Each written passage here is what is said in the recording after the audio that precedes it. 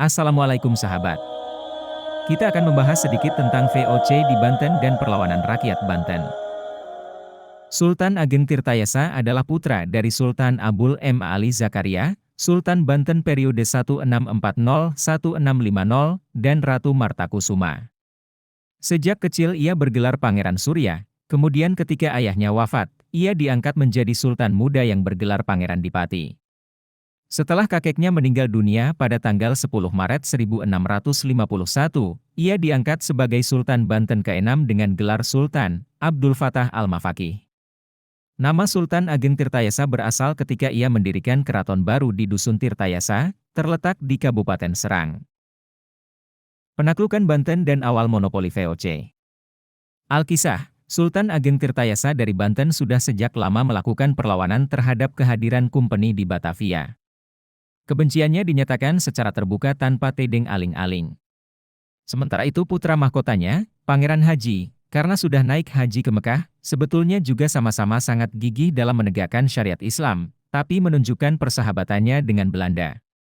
Sikap ini rupanya menyebabkan Sultan Ageng tidak senang sehingga dia berkehendak mengalihkan gelar putra mahkota sekaligus pewaris tahtanya kepada putranya yang lain, Pangeran Purbaya.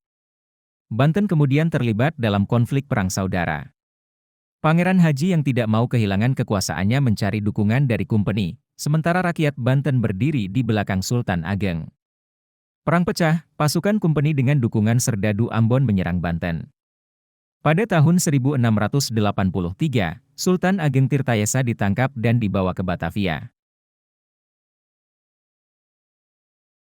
Sebelum terjadinya perang, Sultan Ageng telah mengundang dan memfasilitasi semua unsur anti-kumpeni ke Banten, para pelarian dari Makassar dan Sumatera, orang Muslim militan, pedagang Inggris dan Denmark yang geram dengan monopoli Belanda di Batavia bertindak sebagai supplier mesio, meriam, senapan dan bahkan pelatih tembak.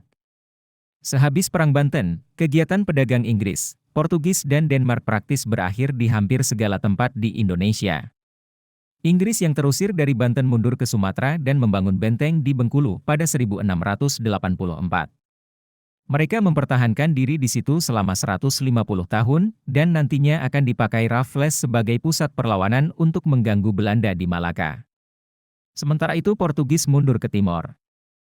Sistem monopoli dagang kumpeni meluas ke semua pulau, kecuali Kalimantan.